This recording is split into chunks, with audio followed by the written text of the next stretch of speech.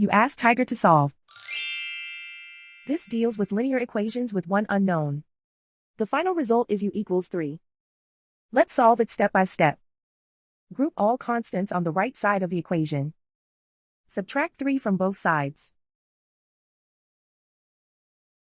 Simplify the arithmetic.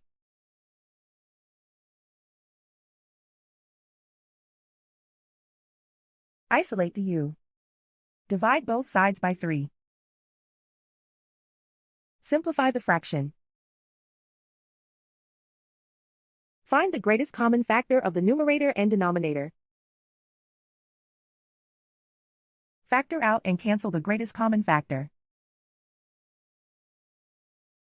And so the final result is u equals 3.